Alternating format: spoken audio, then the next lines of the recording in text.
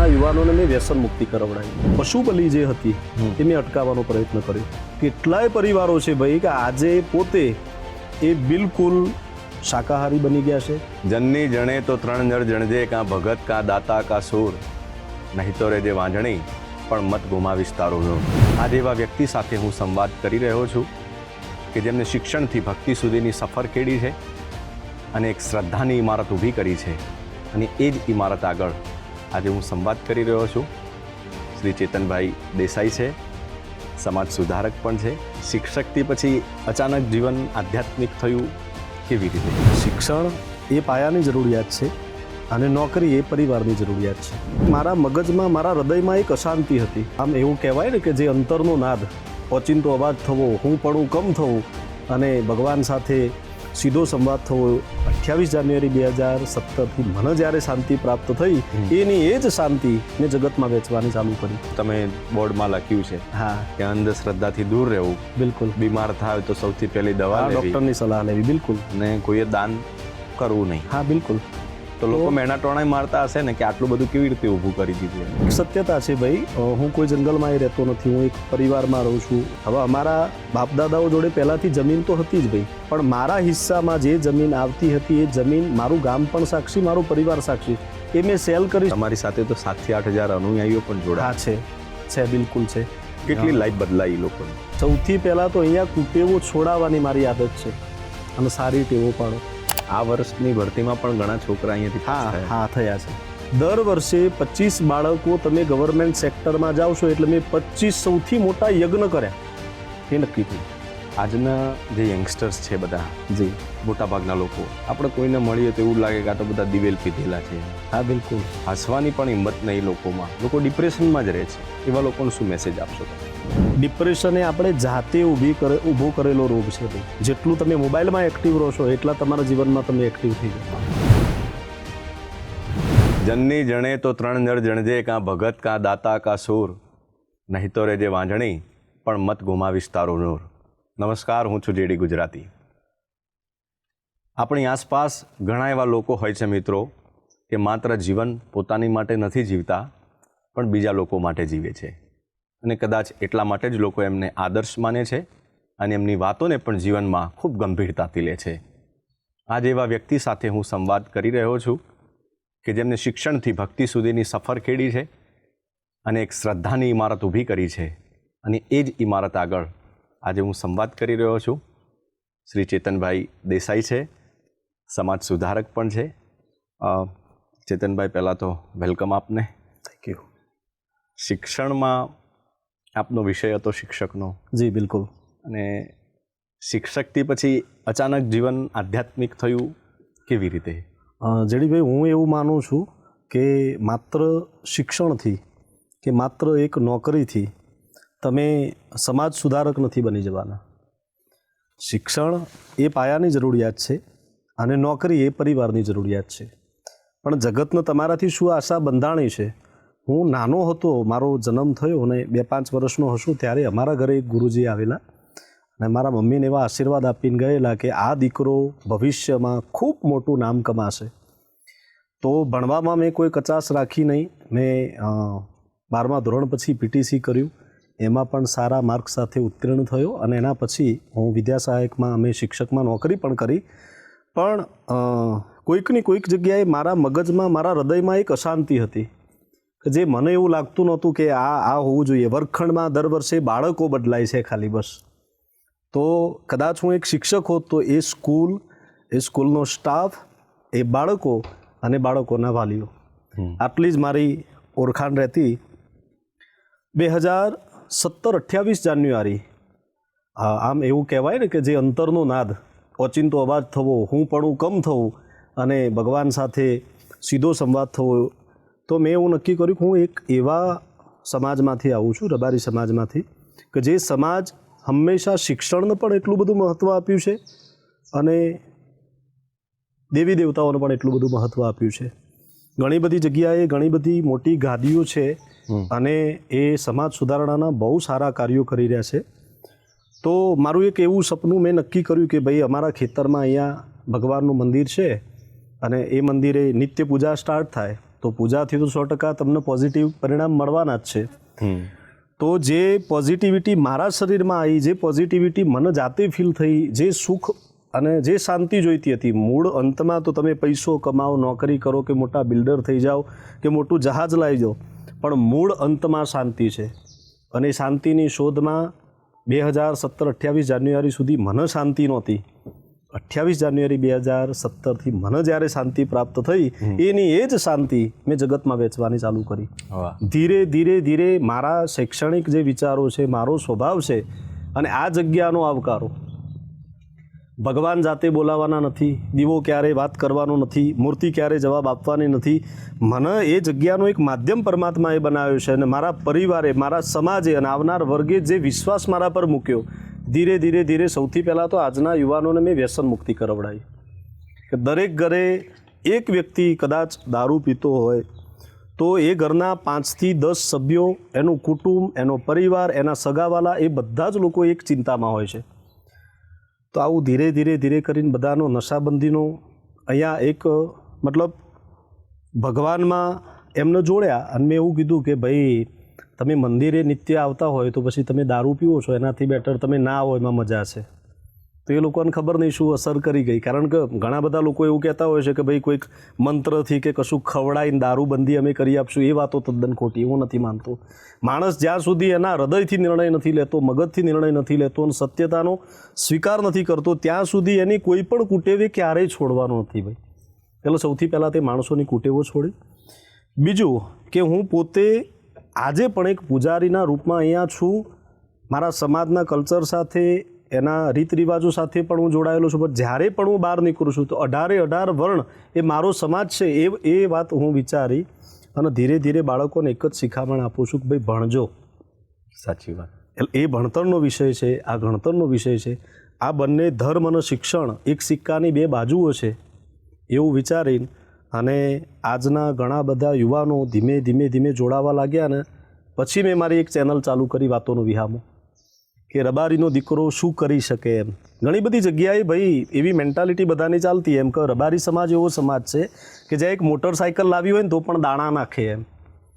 તો એ positive way મેં એવી તરફ લીધો કે ભાઈ કદાચ મુઠ્ઠી દાણા લેશે અને વેણ વધાવો જે પણ લેતા હોય, પણ એ ત્યાંથી ઊભા થશે એટલે સૌથી પહેલાં એક જ વાત હશે કે આ દાણા પંખીને પુણ્ય કરજો. એટલે મતલબ એ મોટરસાઇકલ લાવે છે એના પહેલાં તો 5000 પંખીઓને જમાડી દેતો હોય છે. મૂળ આ વસ્તુ છે. બીજું કે આજના માણસો, આજના યુવાનો એવું કહેતા હોય છે કે ભાઈ ધોણવું કે કોઈ ડાકલા વગાડવા કે કોઈના શરીરમાં દેવ આવવું કે કોઈને બોલવું ને થઈ જવું ને, આ બધી એક અંધશ્રદ્ધા છે.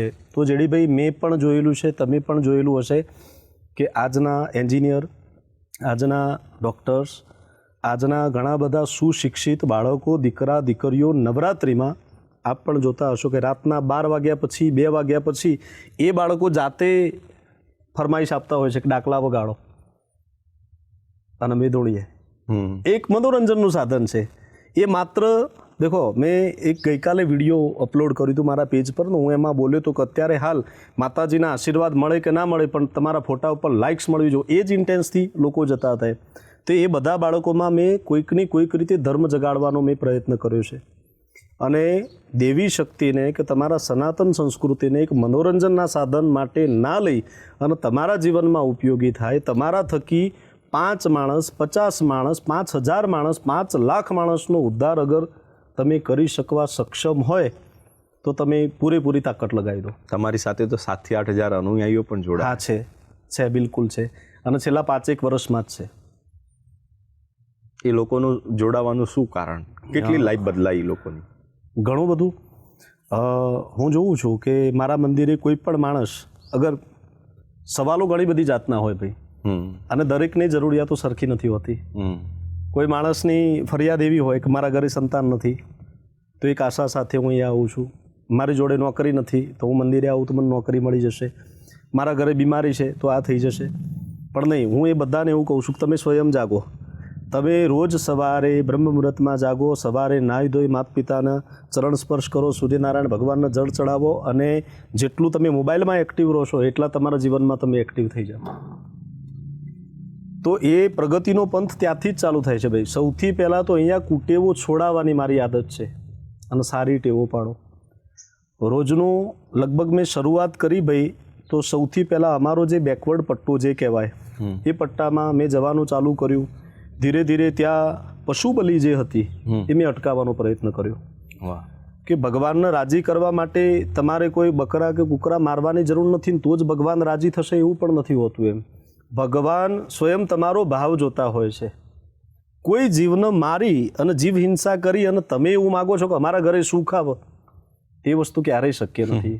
કે એ પણ એક બચ્ચું જ છે ને ભાઈ, એ અબોલ જીવ છે અને એને તમે મારો છો ને પછી ભગવાનના માતાજીના પાસે તમે દીકરા માગો છો તો એ કેટલા અંશે યોગ્ય છે. પણ પહેલાંથી જે રૂઢિચુસ્ત એ માણસો એવો મને જવાબ આપેલો કે ભુવાજી અમારે આ બધું બંધ કરી નાખીએ ને ચેતનભાઈ તો અમારી માતાને અવળું પડે, અમારું બધું ખેદાન મેદાન થઈ જાય, અમને ખૂબ નુકસાન આવે, અમારે આ થાય તે થાય. તો મેં ધીરે ધીરે ધીરે એવા કેટલાય પરિવારો છે ભાઈ કે આજે પોતે એ બિલકુલ શાકાહારી બની ગયા છે. હા, અને હું તો એવું કહું છું કે માત્ર આહારથી શાકાહારી નહીં, વિચારથી પણ શાકાહારી બનવાની જરૂર છે. બધા તમારા વિચારો જેટલા સારા હશે એટલી તમારી ઓરા મજબૂત થશે. તમારા અંદર પણ એક ચેતનનો વાસ છે, તમારા અંદર પણ એક પરમાત્માનો વાસ છે. અને એવું જરૂરી નથી કે તમે કોઈ મોટા સંત થઈ જાઓ, કોઈ વિદ્વાન થઈ જાઓ, કોઈ મોટા એસ્ટ્રોલોજર થઈ જાઓ અથવા તો કોઈ મોટા ભુવાજી થઈ જાઓ અને પછી જ તમે બોલો એ તમારું બનતું હશે, એવું ક્યારેય નથી હોતું. તમે રોજ સવારે ઘરેથી મોટરસાઇકલ પર, બાઇક પર એક થેલી ભરાઈને નીકળો છો અને કોઈક ગામડાનો ગાંડો માણસ પાનના ગલ્લે બેઠો બેઠો તમને જોઈ રહે છે. એટલે 5મા 6ઠા દિવસે એ માણસ અચાનક પૂછશે કે જેડીભાઈ શું લઈને જાઓ છો? એટલે તમે એને એવી ફરિયાદ કરશો કે ભાઈ આ લોન માટે જઉં છું પણ બેંકવાળા રોજ ધક્કા ખવડાવે છે. એ ટાઈમે એ ગાંડો માણસ એવું બોલી જશે ને સાચા હૃદયથી, આજે કામ થઈ જાય તો રાત્રે દાલબાટી ખવડાવવાની, તો એ દિવસે સાહેબ પણ મળશે, લોન પણ તમારી પાસે થઈ ગઈ હશે. ને મૂળ એ બોલ્યો અને એનો ભાવ બોલવાનો સાચો હતો અને સમયે કામ થવાનું હતું, જસ પેલા ગાંડા માણસનું મળ્યું છે. મૂળ વસ્તુ આ છે. એટલે મૂળ તત્વ સુધી જડીભાઈ કોઈ હજુ સમજી શક્યું નથી, પણ એક પ્રયાસ મારો ચાલુ છે અને આમાંય સંઘર્ષો ખૂબ આવે છે. ધીરે ધીરે ધીરે ઘણા બધા માણસો મને નહીં પણ મારી વાચાનો સ્વીકાર કરે છે, એ મારા માટે મોટી વસ્તુ છે. હાલ 34 વર્ષની ઉંમરમાં ઘણા બધા અનુભવો મેં કેળવ્યા છે. એવું પણ થયું છે કે કદાચ સમાજ સુધારતા સુધારતા હું મારી જાત ના ભૂલી જાઉં તો સારું છે. ઘણા બધા લોકોના એવા પણ પ્રશ્નો હોય છે અહીંયા કે ભાઈ તમે અહીંયા દાન પેટી નથી રાખી. એ તો તમે બોર્ડમાં લખ્યું છે. હા, કે અંધશ્રદ્ધાથી દૂર રહેવું. બિલકુલ. બીમાર થાય તો સૌથી પહેલી દવા લેવી, ડૉક્ટરની સલાહ લેવી. બિલકુલ. અને કોઈએ દાન કરવું નહીં. હા, બિલકુલ.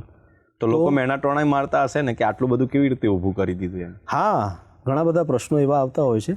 પણ એક સત્યતા છે ભાઈ, હું કોઈ જંગલમાં રહેતો નથી, હું એક પરિવારમાં રહું છું. એક મારું પણ પોતાનું કુટુંબ છે, પરિવાર છે, મારું આખું ગામ છે, મારા સગાવાલા, મારા સેવક વર્ગ, એ બધા મને બિલકુલ અંદરથી ઓળખે છે, આધ્યાત્મની રીતે અને મારા સ્વભાવની રીતે પણ. અમે સગા 2 ભાઈઓ છીએ. હવે અમારા બાપદાદાઓ જોડે પહેલાંથી જમીન તો હતી જ ભાઈ, બીજા બધા લોકોને વધારે હશે, અમારે ઓછી હતી. પણ મારા હિસ્સામાં જે જમીન આવતી હતી એ જમીન મારું ગામ પણ સાક્ષી, મારો પરિવાર સાક્ષી, એ મેં સેલ કરી છે ભાઈ જગત માટે. કે દર રવિવારે આવવાવાળો વર્ગ ધીમે ધીમે ધીમે અહીંયા શ્રદ્ધાળુઓની સંખ્યા વધી. ભાઈ આ જંગલ છે, એનું નાનું બાળક ભૂખ્યું રડે છે અને અહીંયા કશું જ મળતું નથી, તો એ દિવસે મેં સંકલ્પ કર્યો કે અહીંયા ભાઈ અન્નક્ષેત્ર ચાલુ કરવામાં આવે. હવે કોણ ચલાવશે એ તો ભગવાન જાણે છે. એક પ્રેરણા, અને પ્રેરણા જાગી એટલે એ મારી જમીન સેલ કરી અને મેં ભોજનશાળા અને ઉપર યાત્રી નિવાસ પણ ખરું. ને આજના જે બાળકો સ્પર્ધાત્મક પરીક્ષાઓની તૈયારી કરી રહ્યા છે, બધા માણસો જેડીભાઈ સુખી નથી હોતા. એવા કેટલાય ગામડાના બાળકો છે કે જે મેદાનમાં પ્રથમ નંબરે પાસ થતા હોય છે, પોલીસની પરીક્ષા હોય કે પછી PSIની હોય કે આર્મીની કે ફોરેસ્ટની કોઈ પણ જ્યારે એમની એક્ઝામ આવતી હોય છે લેખિત, એ વખતે મતલબ એ લોકો આર્થિક પરિસ્થિતિના લીધે કોઈ ક્લાસીસ જોઈન નથી કરી શક્યા. કારણ કે અત્યારે હાલ શિક્ષણ ખૂબ મોંઘું થઈ ગયું છે ભાઈ. એ કોઈ લાઇબ્રેરીમાં ફીસ ભરવા માટે સમર્થ નથી, તો એવા બાળકોને મેં સામેથી છૂટ આપી છે કે અહીંયા તમારી રોકાવાની વ્યવસ્થા છે, અહીંયા લાઇબ્રેરીની વ્યવસ્થા છે, અહીંયા જમવાની પણ વ્યવસ્થા છે. મારો કોઈ પણ પ્રકારનો તમારો પૈસો લેવો નથી. દર વર્ષે 25 બાળકો તમે ગવર્મેન્ટ સેક્ટરમાં જાઓ છો એટલે મેં 25 સૌથી મોટા યજ્ઞ કર્યા એ નક્કી થઈ ગયું. વાહ. એટલે મારો આ વિચાર છે ભાઈ. આ વર્ષની ભરતીમાં પણ ઘણા છોકરા અહીંયાથી પાસ હા થયા. હા થયા છે થયા. ક્યારે એવું કોઈ છે કે જે વાત અંદરથી આમ ડંખતી હોય તમને? બિલકુલ ભાઈ. આમ તો જો કે આ વાત શેર ના કરી શકું હું મીડિયાના માધ્યમથી, પણ આજે સવારે જ અમારા ચર્ચા નીકળી હતી ને મારા એક ખાસ મિત્ર છે દેવલભાઈ ત્રિવેદી, એમને મને એવો પ્રશ્ન પૂછ્યો કે ભુવાજી, સાચો માણસ હોય અને જે સત્યનો સાથ લઈને ચાલતો હોય એના જીવનમાં આટલા બધા સંઘર્ષો કેમ આવે છે? એટલે મેં એને જવાબ આપ્યો કે ભાઈ અત્યારે સત્ય છે ને એની જ કસોટી થાય અને સત્યનો શિકાર થાય છે, જૂઠનો સ્વીકાર થાય છે. અને તમે સત્ય ઘરે બેઠું હોય ને તૈયાર થતું હોય ને ત્યાં સુધીમાં તો અસત્ય અડધા ગામમાં આંટો મારીને પાછું આવી ગયું હોય છે. જેડીભાઈ, એટલે અમે સાચા ચાલીએ છીએ તો કોઈકની કોઈક જગ્યાએ કોઈક એવી ગાદી લઈને બેઠા છે કે એ લોકોના મગજમાં હું ડંખતો હશું એમ કે ભાઈ આ માણસ દારૂ બંધ કરાવે છે, આ માણસ આ કરે છે. એટલે કોઈકની કોઈક જગ્યાએ અમે એવી વાતોનો પણ ભોગ બનતા હોઈએ છીએ કે જે પાપ અમે ખરેખર કર્યું જ નથી. અમારી મૂળ એક જ વાત છે કે ગમે તેમ કરી અને સમાજને એક નવી દિશા આપવી. સૌથી પહેલાં તો જગતમાં હું ઘણા બધાને કહેતો હોઉં છું કે ભુવાજી એટલે એક એવી વ્યાખ્યા લોકોએ તૈયાર કરી દીધી કે તાંત્રિક, પણ એવું નથી હોતું. અમારા સમાજમાં તો આદિ અનાદિથી ચાલ્યું આવ્યું છે ને, પેઢીઓથી, કદાચ કોઈકને 5 વર્ષથી, કોઈકને 10 વર્ષથી, પણ 14 પેઢી, 15 પેઢી, 20 પેઢીથી ગાદીપતિ થતા જ આવ્યા છે અને ઘણા બધા લોકોના કામ પણ થાય છે ને એટલા માટે જ લોકો ત્યાં જોડાયેલા હોય છે. મંદિર કોઈને બગાડવા માટે નહીં, પણ મંદિર એવી જગ્યા છે કે કોઈકનું સુધારવા કામ લાગશે. સાચી. અને દરેક માણસોએ અત્યારે હાલ મંદિરથી કે આ બધી વાતોથી ભાગવાની જરૂર નથી, જાગવાની જરૂર છે ભાઈ. ક્યારે એવું થાય છે તમને મનમાં, આપણે આજે સોશિયલ મીડિયામાં જોઈએ તો ખૂબ વૈમનસ્ય ફેલાયેલું છે. બિલકુલ. જ્ઞાતિઓ વચ્ચેના ઝઘડા, બિલકુલ. એકાબીજા ઉપર આરોપ પ્રત્યારોપ, બિલકુલ. જેને મજા આવે એવા એકબીજાની સામે વિડીયો બનાવવા, બિલકુલ. એ બધું આમ એવું થાય છે કે આ બધું ક્યાં જઈને ઊભું રહેશે? આમાં જેડીભાઈ મૂળ સમજણ શક્તિનો અભાવ. પેલું એવું કહેવાય ને એમ કે હવામાં એકડો ગૂંટવાની વાતો છે આ. હવામાં એકડો ગૂંટ્યો છે, હવે એ ગૂંટ કરતા હોય છે. મૂળ આ કટાક્ષ મેં એટલા માટે કર્યો કે સોશિયલ મીડિયામાં એવું જરૂરી તો નથી ને કે ભાઈ ફરજિયાત કોઈકને આવી કોમેન્ટ પાસ કરવી જ સવારે પહેલાં ઉઠીને, કે ફરજિયાત આવું લખી જ દેવું, કે ફરજિયાત એને નકારાત્મક તરફ લઈ જ જવો. અત્યારે હાલ સૌથી વધારે જ્ઞાતિવાદ ફેલાવતું હોય ને તો ઇન્સ્ટાગ્રામ. આ સત્ય કહું, અને ઇન્સ્ટાગ્રામની કોમેન્ટ્સ. કોઈ પણ માણસને ઝઘડા કરવા ગમતા હોતા નથી. ને આજના જમાનામાં જે પેલા મારફાટવાળા બધા સોંગ હવે બની રહ્યા છે ને જે સમાજ ઉપર, એ ખરેખર સૌથી પહેલાં તો એ પ્રતિબંધ થવો જોઈએ. હું તો એ કહું છું. એક જુનૂની આજના યુવાનોમાં આવવા માંડી છે કે અમે આવું કરી નાખીએ, અમારા સમાજને ઊંચો કરી નાખીએ, બીજા સમાજને નીચો કરી નાખીએ. પણ મૂળ આપણે સનાતની છીએ એ ભૂલવાનું નથી કોઈએ. 18 વર્ણ છે એ બધા મૂળ તો શિવના ને, મૂળ તત્વ શિવ છે. શિવ વગર તો જીવ અધૂરો છે. હું ઘણા બધાને એવું સમજાવતો હોઉં છું કે ભાઈ શિવ પણ 2 અક્ષર અને જીવ પણ 2 અક્ષર છે. બરાબર.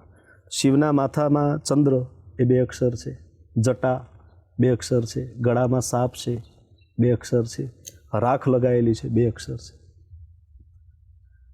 તો એવી રીતે આપણા જીવમાં, મનુષ્ય અવતારમાં પણ આ બાલ એ પણ 2 અક્ષર, ચોટી પણ 2 અક્ષર, ભાલ પણ 2 અક્ષર, આંખ પણ 2 અક્ષર, નાક પણ 2 અક્ષર, હોઠ પણ 2 અક્ષર, દાંત પણ 2 અક્ષર, જીભ પણ 2 અક્ષર, ગળું પણ 2 અક્ષર, છાતી પણ 2 અક્ષર, પેટ પણ 2 અક્ષર, પગ પણ 2 અક્ષર ને હાથ પણ 2 અક્ષર. એટલે જીવ અને શિવની સામ્યતા લોકો કોઈકની કોઈક જગ્યાએ ભાઈ ભૂલી ગયા છે. હવે આજના સાધુઓ, આજના સંતો, આજના કોઈક એવા માણસો કે જે સમાજને પ્રેરણા આપે અને જેની જોડે ખરેખર જ્ઞાન છે, એ બધા લોકોએ ખરેખર સોશિયલ મીડિયા તરફ આવવાની હવે જરૂર છે. કોઈકની કોઈક જગ્યાએ આપણા બાળકો ખોટી રીલ્સો જોઈ, ઉશ્કેરણીજનક વિડીયો જોઈ અને પોતાની જાત, પોતાનું સ્વમાન હવે ભૂલવા બેઠા છે, એ નક્કી છે. એટલે સારા વક્તાઓને પણ જાગવું પડશે, સમાજ સામે આવવું પડશે. અને ક્યાં સુધી બીજાની રીલ્સો જોઈ, બીજાના વિડીયો જોઈ અને માત્ર ફોન ચાર્જિંગ ઓછું થયું એટલે ચાર્જિંગમાં મૂક્યું ને ફૂલ થયું એટલે પાછું પકડી ડેટા ઓન કરીને પાછું ચાલુ કરીને 25 રીલ્સો જોઈ નાખી. નહીં ભાઈ, પણ એ 25 રીલ્સો જોતા એક 25 શબ્દો પણ સારા મળ્યા છે તો તમે એ ના વિચારો કે મારા અવાજમાં કોઈ કમી છે કે હું સારું નહીં બોલી શકું. આ તે સમાજને તમારા 4 શબ્દો અસર કરે છે તો તમારા 4 શબ્દો ખરેખર સમાજ માટે બોલવા જ જોઈએ. રાઈટ. આજના જે યંગસ્ટર્સ છે બધા, જી, અને બધા ઓલમોસ્ટ મોટાભાગના લોકો, આપણે કોઈને મળીએ તો એવું લાગે કે આ તો બધા દિવેલ પીધેલા છે એમ. હા, બિલકુલ. હસવાની પણ હિંમત નહીં લોકોમાં, લોકો ડિપ્રેશનમાં જ રહે છે. એવા લોકોને શું મેસેજ આપશો તમે? સૌથી પહેલાં તો ડિપ્રેશન એ આપણે જાતે ઊભો કરેલો રોગ છે ભાઈ. એક તો આજના બાળકો એકબીજાની સરખામણી કરવામાંથી જ ઊંચા નથી આવતા અને સૌથી મોટો વાંક એના પરિવારનું છે. એક બગીચો છે ને બગીચામાં ફૂલ ઉગે છે તો દરેક પુષ્પની ઉગવાની ક્ષમતા એ અલગ હોય છે, દરેક પુષ્પની સુગંધ અલગ અલગ હોય છે. તમારા બાળકને તમારા ફળિયામાંથી કોઈ માણસ જીપીએસસી યુપીએસસી ક્લિયર કરી દીધું ને એનું જ એક્ઝામ્પલ આપ કરો તમે રોજ કે ફલાણાના દીકરાએ આ કાર્ય કર્યું, તું ના કર્યું, તું અમારા માથો પડ્યો. એટલે બાળક કોઈકની કોઈક જગ્યાએ વ્યસનના રવાડે ચડી જશે, કોઈકની કોઈક જગ્યાએ અંદરથી હારી જશે, હું ના કરી શક્યો, મારાથી નહીં થાય. એટલે એનામાં જેટલું જ્ઞાન છે, જેટલામાં સમજણ શક્તિ છે ને એ પણ જેડી ભાઈ શૂન્ય થઈ જશે. એટલે સૌથી પ્રથમ હાથ એના માતા પિતાનો છે. બાળક કદાચ 1 વાર 2 વાર 3 વાર 5 વાર ભૂલ કરે છે તો ભલે ને કરતો. મેં હમણાં એક ઇન્ટરવ્યૂમાં સાંસારિક એકડીની બહુ સરસ વાત કરી હતી કે તમારું બાળક અથવા તો તમે 18 વર્ષના થશો ત્યાં સુધી જગત તમારી ઉંમર ગણશે કે તમારા દીકરાની નોકરીનું શું થયું, તમારા દીકરાના સગપણનું શું થયું.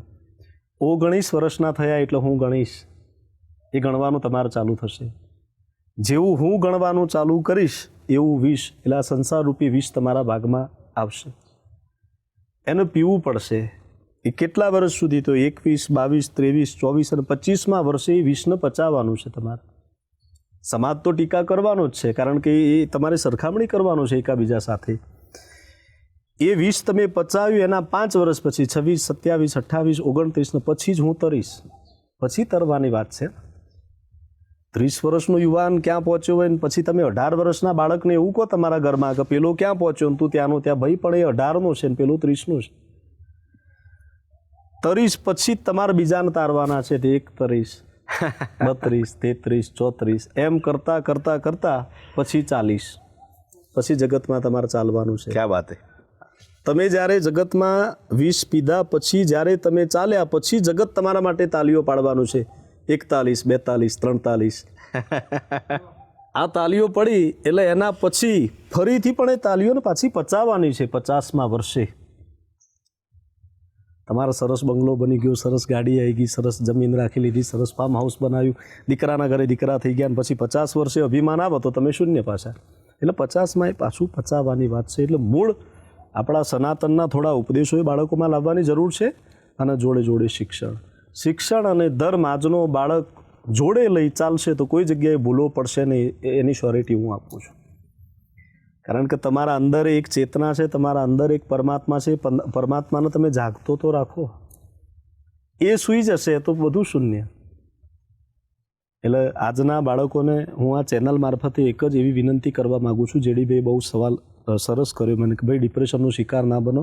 તમારામાં એક આગવી ખૂબી હોય એને બહાર લાવવાનો પ્રયત્ન કરો. આજના બાળકો નાની નાની બાબતોમાં સોશિયલ મીડિયામાંથી કંઈકનું કંઈક જોઈને અથવા તો આજના ફિલ્મો એવા બની રહ્યા છે કે જોઈને અને એમનું જીવન ટૂંકાવી દેતા હોય છે. ના ભાઈ, પરમાત્માએ મનુષ્ય દેહ આપ્યો છે તો સુખ આવે દુઃખ આવે એને સહન કરતા શીખો અને ઘરણીમાં જેમ ગારતા હોય એવી રીતે ગારી અને તમારા સ્વભાવમાં પરિવર્તન લાવતા શીખો. સમાજની અંદર આપણે જોઈએ તો ખૂબ દેખાદેખી વધી ગઈ છે. બિલકુલ. કે ભાઈ ફલાણા ભાઈએ બહુ સારો પ્રસંગ કર્યો તો પેલાની કેપેસિટી ના હોય તો એ ખાલી પોતાનું સારું બતાવવા માટે થઈ અને માથા ઉપર દેવું કરીને એના કરતાં મોટો પ્રસંગ કરતા હોય. હા, થાય છે ને, ઘણી જગ્યાએ થાય છે. અને અત્યારે હાલ એ જ થઈ રહ્યું છે. ભાઈ જેડીભાઈ ફોર્ચ્યુનર લાયા છે તો મારા લાવવી જ પડશે, કારણ કે મારે જેડીભાઈને આગળ વધવા દેવાના નથી ને. એટલે જગતમાં સૌથી પહેલાં જે આપણા વડવાઓ જે અંગૂઠા છાપ હતા પણ એમનામાં કોઠાસૂઝ સારી હતી. ભાઈ પહેલાં હાથ પકડીને ઉપર ખેંચવાની, પ્રથા હતી, અત્યારે પગ પકડી નીચે પાડવાની પ્રથા છે ભાઈ. કોઈ માણસ મારાથી આગળ ના વધવો જોઈએ, પણ એ માણસોને હું એવું કહું છું કે સૂરજને ચંદ્રથી તો કંઈક શીખો. કે જ્યારે ચંદ્રનો ઉગવાનો સમય થાય છે ત્યારે સૂરજ ખરેખર આથમી જાય છે કે ભાઈ હવે તું ઉગી લે, હવે તારે રાજ કરવાનું છે. અને રાત પૂરી થાય એટલે ચંદ્ર જાતે પાછો રજા પર જતો રહેશે અને સૂર્યને કહેશે કે હવે તું ઉગ. પણ આપણે કોઈને સત્તામાં આવવા જ નથી દેવા, આપણે જ મોટા થઈને ફરવું છે, સમાજની કમાન જ આપણા હાથમાં રાખવી છે, કોઈને સોંપવું જ નથી. આપણામાં હજાર દુર્ગુણો છે, તે છતાં પણ આપણો સજ્જન પુરુષની એક છાપ બનાવી છે સમાજમાં. અને હું કહું એ જ પણ ચાલે તો એવો યથા રાજા તથા પ્રજા ભાઈ, જેવો રાજા એવી પ્રજા. એટલે ખરેખર દેખાદેખીના આ ડોરમાંથી આજના યુવાનોએ પણ પાછા આવવું પડશે. તમે તમારા માતા પિતાના સંસ્કારો, તમારા પરિવારના સંસ્કારો અને તમારા અત્યારે હાલની પરિસ્થિતિ શું છે, આ બધું રોજ સવારે વિચારશો ને તો તમે ક્યારેય કોઈ ખોટું પગલું પણ નહીં ભરો ને ક્યારેય કોઈ ખોટા ખર્ચા પણ નહીં કરો. સાચી વાત. ક્યાં એક ફોર્મલ કપડાં પહેરીને સ્કૂલે જતા ચેતનભાઈ શિક્ષક અને ક્યાં આજે આ રબારી સમાજનો પહેરવેશ ને પાઘડીને જી કેટલું બદલાઈ ગયું જીવન. ઘણું બધું ભાઈ. અને આ પહેરવેશે મારી મર્યાદા છે. ઘણાને નથી હોતું કે ભાઈ તમે કેવા કપડાં પહેરો છો ને એવો તમારો સ્વભાવ થઈ જાય. એટલે પાઘડી તો મારા રબારી સમાજની મર્યાદા છે, માન મોભો છે. અને આમે અમારો પાઘડીવાળો સમાજ જ કહેવાય ભાઈ. એટલે મૂળ 2017થી જ્યારે હું ગાદીપતિ થયો એના પછી મારા ગુરુજી છે ભગવાનદાસ બાપુ, અને જમનાપુરમાં નાગદેવતાનું મોટું મંદિર છે કલ્યાણ બાપા, અને અમારા કાશીધામ કાહવામાં રાજા બાપા, આ બધાની પ્રેરણા લઈ અને મેં આ કપડાં એટલા માટે મેં અપનાવ્યા છે કે મારા સમાજમાં હવે ધીમે ધીમે ધીમે આ કપડાં પહેરનારો વર્ગ ઓછો થઈ રહ્યો છે. 100 માણસોમાં રબારી કોણ છે ને કોઈ ઓળખી શકતું નથી. પહેલાં પહેરવેશથી માણસ ઓળખાતા હતા. એ પણ એક સમય હતો એમ કે આવી ટોપી મૂકી છે તો આ જ હશે, આવા કપડાં પહેર્યા છે તો આ માલધારી સમાજનો જ માણસ હશે. હવે ધીમે ધીમે ધીમે આજના બાળકો વેસ્ટર્ન કલ્ચર તરફ જવા માંડ્યા છે, એટલે નથી કપડાનું ઠેકાણું કે નથી સ્વભાવનું ઠેકાણું. એટલે મૂળ મેં એવો વિચાર કર્યો કે ભાઈ હું પહેરવાનું ચાલુ કરીશ તો જે લોકો મારા આચાર વિચારોને એમના જીવનમાં લાવવા માગે છે ધીરે ધીરે ધીરે એ પણ પહેરતા થશે. અને કોઈક જગ્યાએ સમાજમાં કદાચ કોઈ મહાસંમેલન હોય અથવા તો સમાજનો કોઈ મોટો પ્રસંગ હોય ને એમાં 50 દીકરાઓ આવા કપડાં પહેરેલા હશે તો એ સમાજની શોભામાં 100% વધારો થશે. એક છેલ્લો પ્રશ્ન પૂછો આપને. બિલકુલ. શું વિઝન છે ચેતનભાઈનું આગળ? વિઝન એક જ છે કે મારામાં કોઈક ખામીઓ હજુ હોય એને સુધારવી છે, અને સુધારી અને સમાજને સુધારી દેવો છે. કારણ કે કોઈકની કોઈક જગ્યાએ મને એવું લાગી રહ્યું છે ભાઈ કે માત્ર મારો સમાજ નહીં, બધો જ સમાજ આવી ગયો. કોઈકની કોઈક જગ્યાએ ભૂલો પડ્યો છે. આજનો યુવાન એ ડાબા હાથે ક્યાંક મુકાઈ ગયો હોય ને એવું મને લાગી રહ્યું છે. એને જાતે શોધે છે પણ હવે જડતો નથી. કાં તો એ સોશિયલ મીડિયામાં ખોવાઈ ગયો છે, કાં તો એ 4 દિવસના કોઈ પ્રેમ પ્રકરણમાં ખોવાઈ ગયું છે, કાં તો એ ખોટી કુટેવમાં ખોવાઈ ગયું છે, કાં તો ખોટા વ્યસનમાં ખોવાઈ ગયું છે, કાં તો કોઈકને ક્રોસ નથી કરી શક્યો અને જાતે હતાશ થઈ ગયો છે. મારા જીવનમાં મંદિર, સેવા, પૂજા એ તો મારા જીવનનો એક ભાગ છે ને હું નિભાવવાનું છું, પણ એના સિવાયનો જે મારા કલાકો છે એ હું આજના યુવાનોને કોઈકની કોઈક રીતે મારા વિડીયોના મારફતે, સોશિયલ મીડિયાના મારફતે અથવા તો રૂબરૂપ કોઈ સભાઓ કરવાની થાય તો સુધારવા માગું છું ભાઈ. એટલે આમાં કષ્ટી તો ઘણી બધી પડવાની છે. મને ખબર છે કે ભાઈ મેં કાંટાળો માર્ગ પકડ્યો છે તો થોડી ઘણી તકલીફો તો આવવાની છે, પણ પેલું છે ને ભાઈ કે હરિનો માર્ગ છે સુરાનો નહીં કાયરનું કામ જો નહીં.